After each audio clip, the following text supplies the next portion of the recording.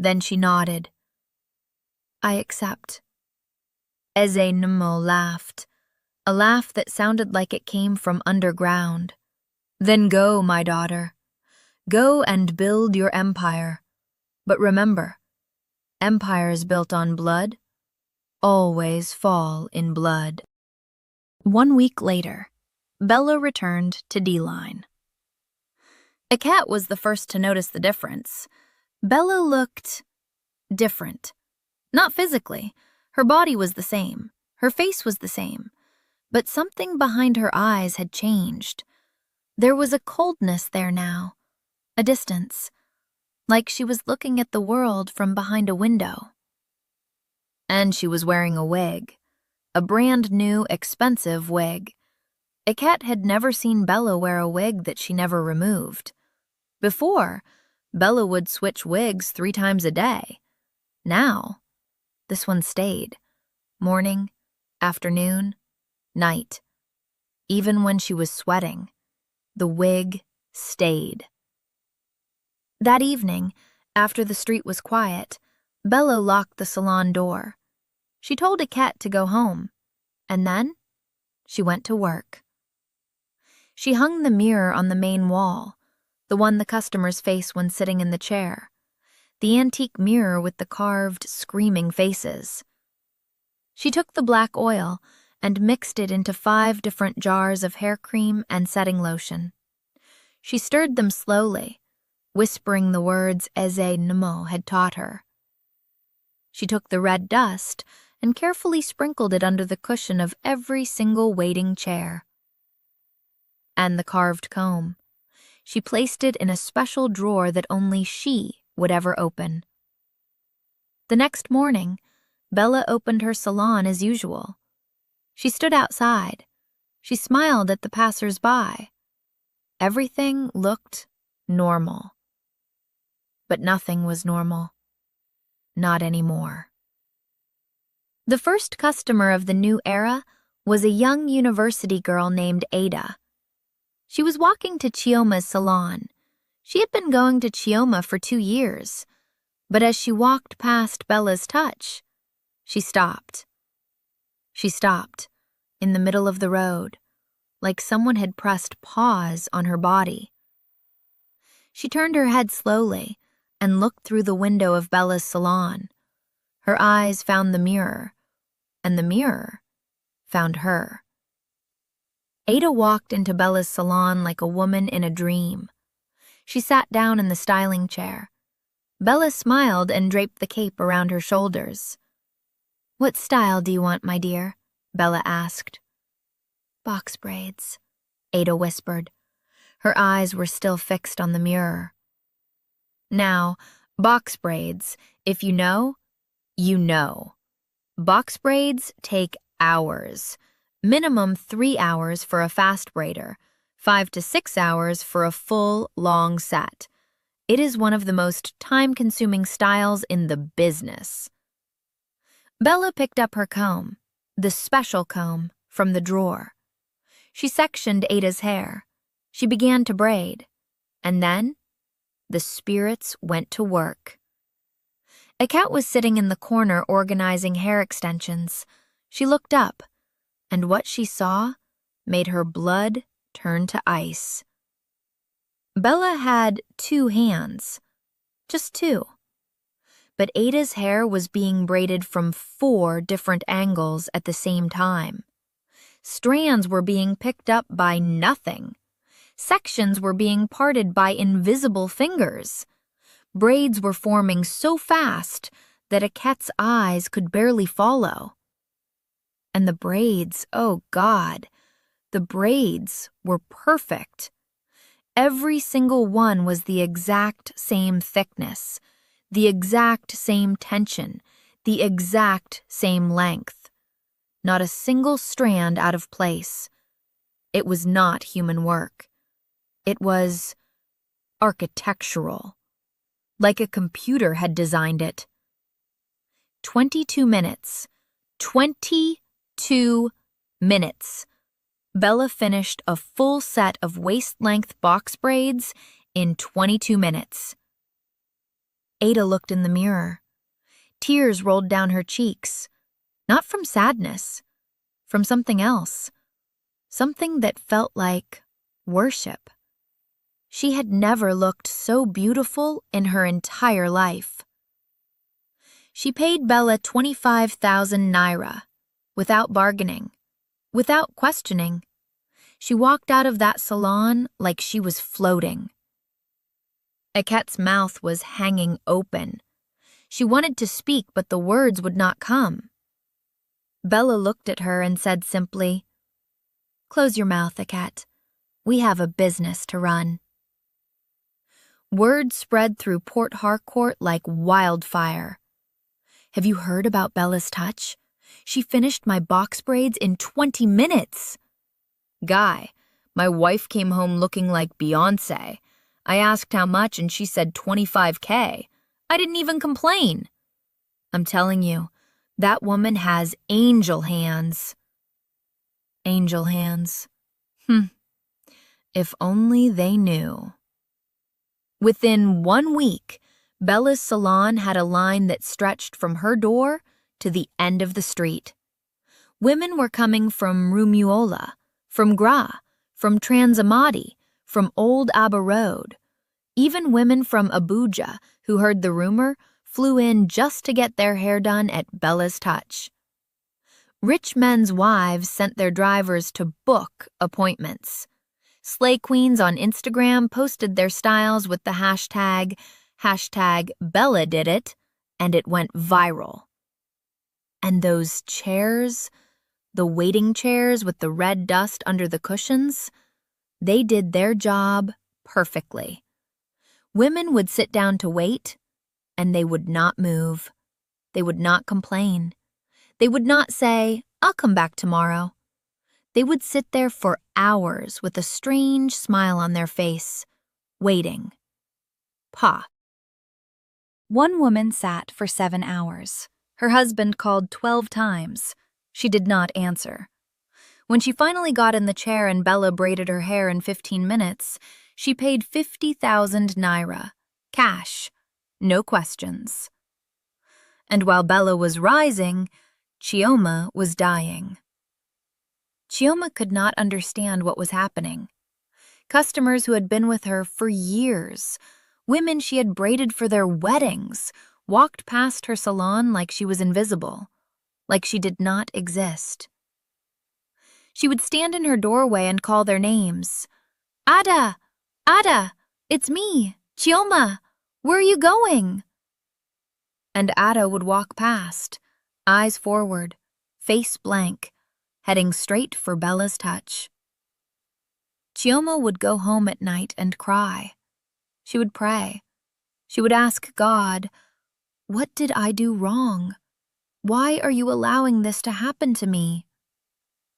She did not know that this had nothing to do with God. This was the work of something else entirely. Now, 2 months had passed. Bella's Touch was the biggest salon in all of Port Harcourt. She had bought a brand new car. She had moved from her 1-bedroom flat to a duplex in Gray Phase 2. She wore designer clothes. She ate at Genesis and Kilimanjaro restaurants every night. But Eket, quiet little Eket, she was noticing things that made her skin crawl. Red flag number 1. Every night, after the salon closed and all the customers were gone, Eket would be in her small room behind the shop, and she would hear something. Click, click, click, click. The sound of hair being braided, the sound of extensions being pulled tight, the sound of combs running through hair. But the salon was empty. She had locked it herself. There was no one inside. One night, she gathered the courage to peek through the keyhole. And what she saw? 4 pairs of shadow hands floating above an empty salon chair, braiding air, moving back and forth, practicing, preparing, like musicians tuning their instruments before a concert. And the antique mirror on the wall was glowing, a dim, sickly green. Eket ran back to her room and did not sleep until morning. Red flag number 2. Bella's wig. That wig never came off. Not once in 2 months. Not to sleep, not to shower, not to scratch. And Eket noticed something else. A smell. A smell that was coming from under Bella's wig.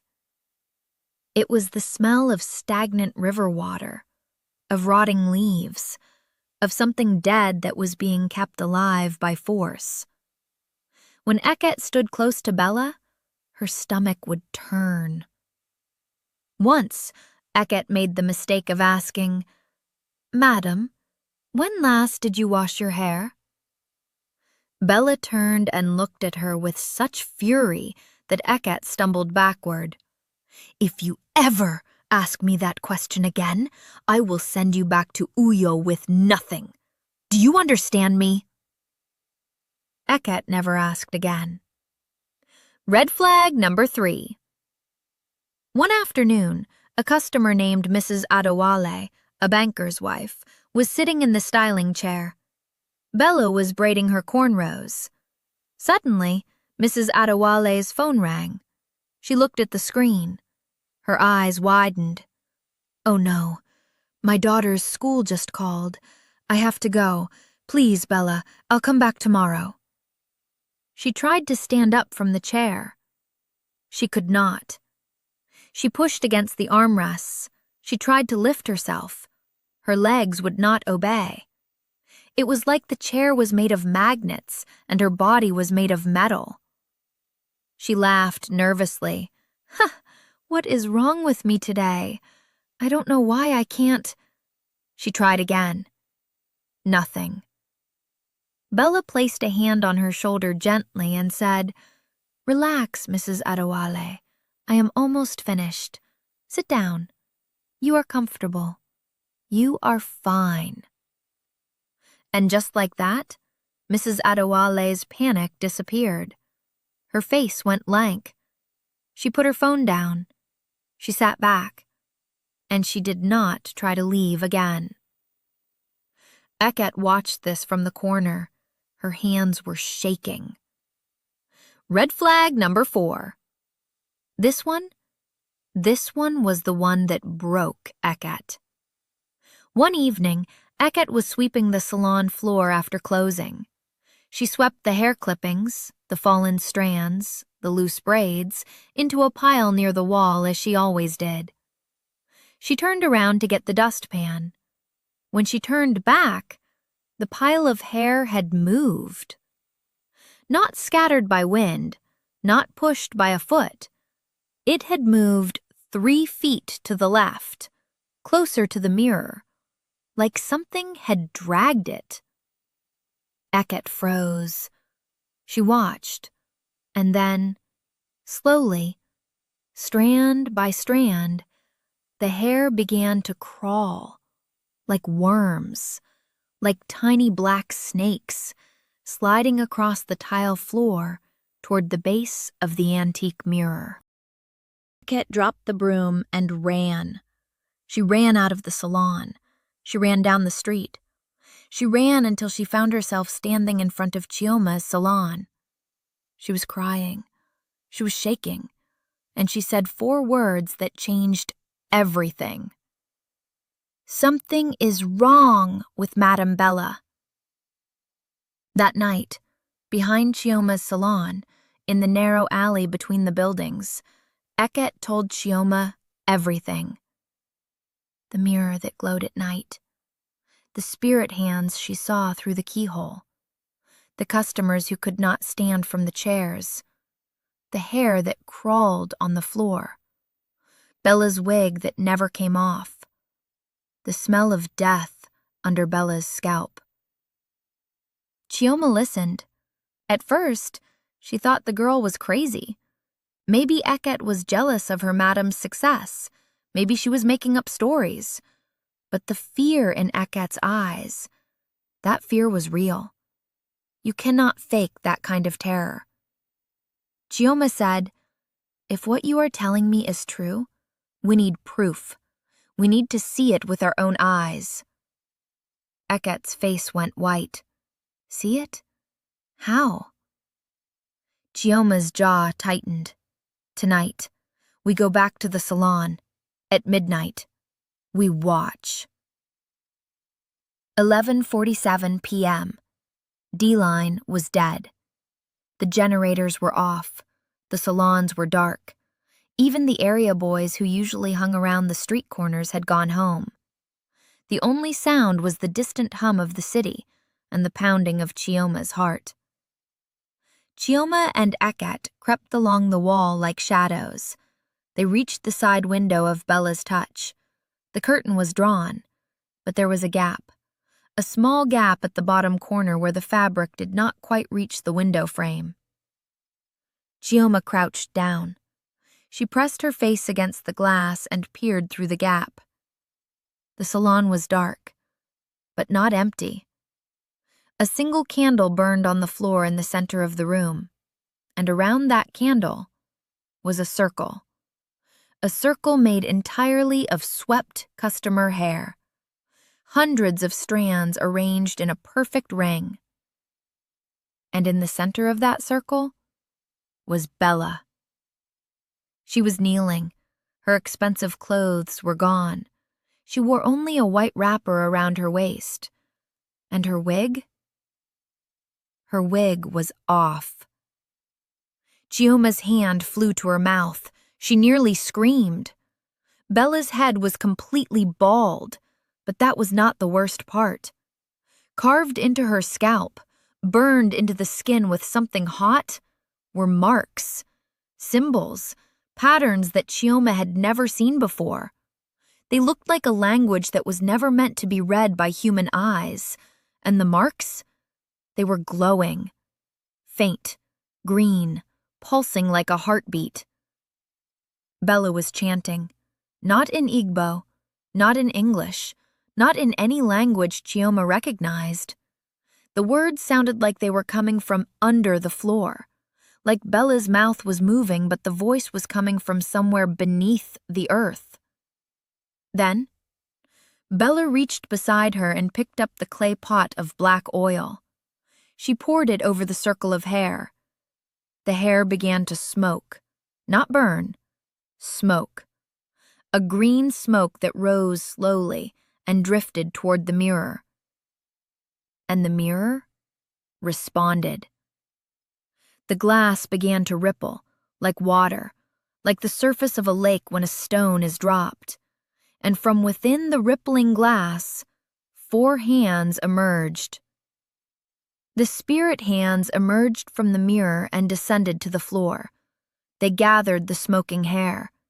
They began to braid it, not into any style that a human would wear, but into patterns, spirals, knots, symbols that matched the ones carved into Bella's scalp. This was the offering, the midnight feeding, customer hair soaked in black oil, braided by spirits and offered to the mirror. This was the price of Bella's empire. And then, Chioma noticed something she did not expect. Bella was crying. Not tears of power, not tears of pride. Tears of pain. Tears of a woman who was trapped, because the truth was, Bella was not the master of these spirits. She was their slave. She could not stop. She could not rest. Every midnight, rain or shine, sick or healthy, she had to perform this ritual. If she missed even one night, they would come for her. Chioma pulled back from the window. Her face was wet with tears she did not know she had been crying. Eket was beside her, trembling so violently that her teeth were chattering. They crept away from the salon. They did not speak until they were 3 streets away. Finally, Chioma stopped. She turned to Eket and said, "This is beyond me. This is beyond you. This is beyond police or landlord or anyone on this street. There is only one person who can stop this." "Who?" Eket whispered. Chioma looked up at the sky. "God. And I think I know exactly how." Chioma went to her church the very next morning. She spoke to the pastor's wife, Mama Grace Nwachukwu, 62 years old, a woman who had been praying since before Chioma was born. Mama Grace was not an ordinary churchwoman. She was a prayer warrior, the kind of woman who prays and the devil gets a headache, the kind of woman who fasts for 40 days and walks out looking healthier than when she started. She was the spiritual mother of the entire church. Chioma did not tell Mama Grace the full story. She simply said, "Mama, I think something evil is happening in a salon on my street. I need your help." Mama Grace looked at Chioma for a long moment. Then she smiled, a warm, knowing, powerful smile. "My daughter, I have known for weeks. The Holy Spirit told me. I have been praying about this. I was just waiting for someone to invite me." Chioma's eyes widened. "You knew?" "The Spirit knows everything, my dear. Now, here is what we are going to do. I am going to walk into that salon. I am going to sit in that chair, and I am going to let that woman put her hands on my head. And what happens next is between God and whatever is living in that mirror." Chioma grabbed Mama Grace's hands. "Mama, it could be dangerous." Mama Grace laughed, a laugh that sounded like church bells. "My daughter, I have been dangerous to the kingdom of darkness for 62 years. Let them worry about the danger." Thursday morning, 10 a.m. The sun was high over D-Line. Bella's salon was already packed. The usual line, the usual cars, the usual dazed customers waiting in their enchanted chairs.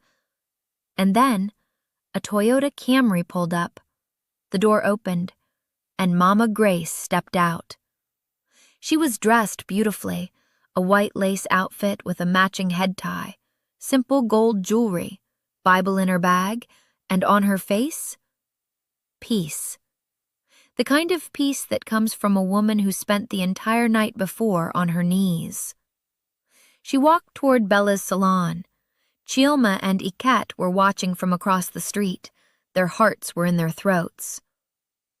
Mama Grace entered the salon. The bell on the door jingled. Every head turned. The dazed customers in the waiting chairs all looked at her, and for a split second, their eyes cleared, like her presence alone had cracked the spell just slightly. Bella looked up from the customer she was braiding. She saw Mama Grace, and something flashed across her face, something that looked like recognition, not of the woman, but of the power she carried. For 1 second, just 1 second, Bella's hands trembled. But greed is louder than fear. Bella smiled her professional smile and said, "Good morning, Mama. Welcome to Bella's Touch. Please, sit down. What style would you like today?" Mama Grace smiled back, warm, gentle, deadly. "I hear you are the best on this street. I want you to braid my hair. Simple cornrows, nothing fancy. Can you do that for me?" "Of course, Mama. Please, sit in the chair." Mama Grace sat in the styling chair. She looked directly into the antique mirror. But the mirror could not hold her gaze. Normally, any customer who looked into the mirror became trapped. Their eyes would glaze, their mind would go blank. But when Mama Grace looked into that mirror, the mirror flickered, like a television losing signal. The green glow that usually lived behind the glass dimmed. The carved, screaming faces on the frame, if you watched closely, They were not screaming anymore. They were cringing. They were pulling away. Bella did not notice, or maybe she did, but she chose to ignore it.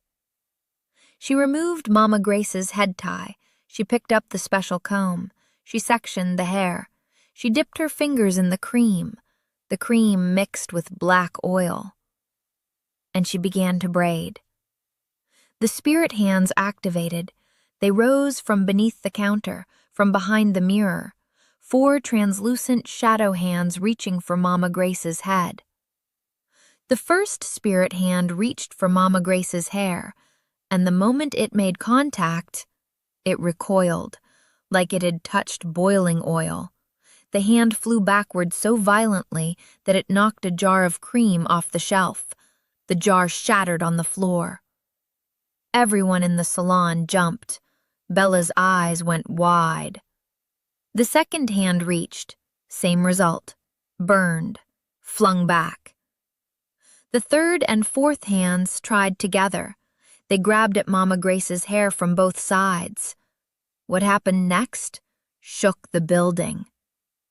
A wave of golden light exploded from Mama Grace's head, not visible to the natural eye, but the effects were visible. Every product on the shelf vibrated, the floor trembled, the waiting customers suddenly blinked like people waking from a deep sleep. And the mirror started to crack. One crack, then another, spreading across the glass like a spider web. And from each crack, green energy leaked like blood from a wound. Bella screamed, "Stop! Mama, please, stand up, please!" But Mama Grace did not move. Her eyes were closed now. Her lips were moving silently. She was praying. She was praying a prayer that the spirits could hear, and it was destroying them. The 4 spirit hands were thrashing wildly, clawing at the air, trying to retreat back into the mirror, but the mirror was breaking. Their home was being destroyed. Bella ran to the mirror and pressed her hands against the glass, trying to hold it together. "No, no, please! I kept the rules! I did everything you asked!" And then, the mirror exploded. Glass flew in every direction, but not a single piece touched Mama Grace. The shards flew around her like water flowing around a rock. A wave of green energy burst outward, then dissolved into nothing, like smoke being swallowed by the sun. The 4 spirit hands let out a sound, not a scream, not a cry, something worse. A sound like the earth moaning. And then, they were gone. The salon fell silent. The green glow was gone. The enchantment on the chairs broken. Women who had been sitting for hours suddenly looked around confused. Where am I? How long have I been here? One woman checked her phone and saw she had spent 80,000 naira at this salon in the last month. She could not remember a single visit. Mama Grace opened her eyes. She stood up calmly. She looked at the spot where the mirror had been. The wall was bare, except for a dark stain. A shadow burned into the paint in the exact shape of the mirror frame. She picked up her head tie from the counter. She wrapped it neatly around her hair. She picked up her bag, and she walked out of the salon without saying a single word. What happened next? I wish I could tell you it was justice, but it did not feel like justice. It felt like tragedy. Without the mirror, without the spirits, Bella was nothing again. But worse than nothing, because the spirits do not just leave, they collect. The moment the mirror shattered, the deal was broken.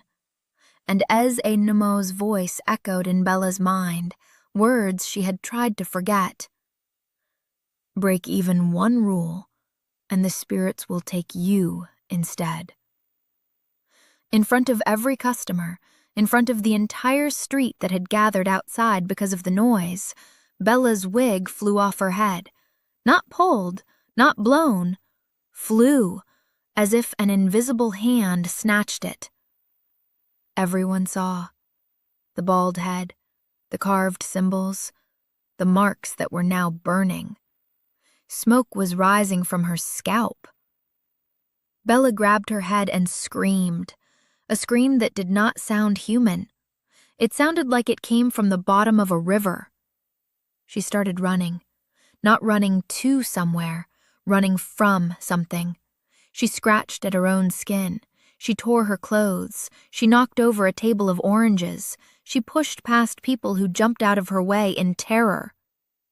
She ran down D-line, past the salons, past the shops, past the church on the corner.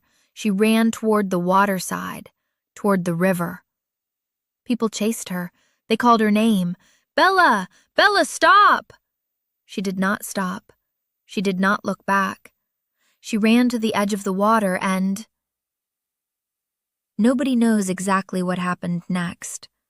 Some say she jumped in. Some say she just disappeared, like the water opened its mouth and swallowed her whole. When the people reached the waterside, Bella was gone. They searched for 3 days. Divers went into the river. Nothing. The police filed a report, missing person, case closed. But the fishermen who worked that part of the river, they say something. They say that on some nights, when the water is very still, you can hear the sound of braiding.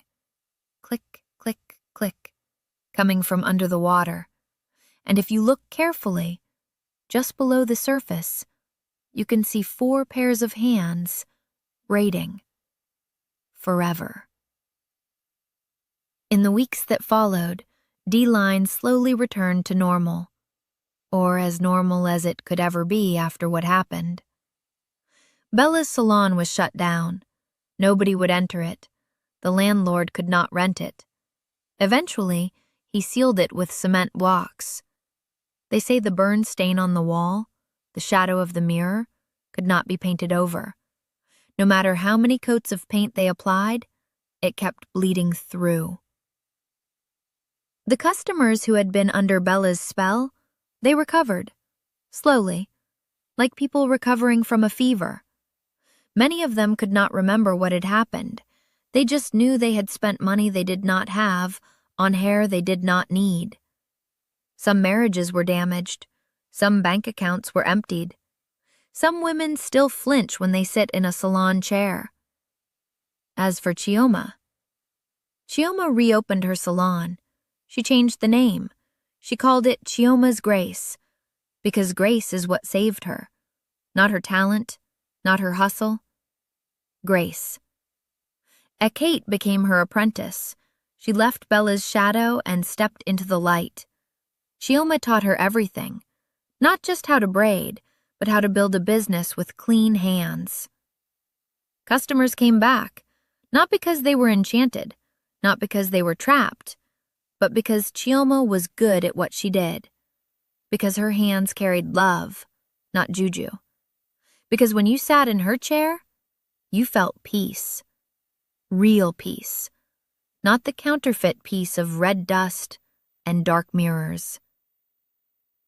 And Mama Grace? She never spoke about what happened in that salon. Not once. When people asked her, she simply said, "It was not me. I was just the vessel. Give the glory to God." She went back to her church. She went back to her prayers. And I am willing to bet that somewhere in the spiritual realm, the forces of darkness put a big red circle around her name with the words, "Do not touch." But before I leave you, let me tell you one more thing. Last month, a friend of mine traveled to Lagos. She went to a new salon in Lekki. Brand new shop, beautiful decor, pink and gold interior. The hairdresser was incredible. She full weave in 15 minutes. My friend said the salon had a beautiful antique mirror on the wall, an old mirror with a wooden frame. And on that frame, if you looked closely, there were tiny carved faces. Faces that looked like they were screaming. If this story touched your heart, like this video, subscribe to Tales by Cat's Ben, and share with someone who needs to hear it. Good night, my children. Until the next tale.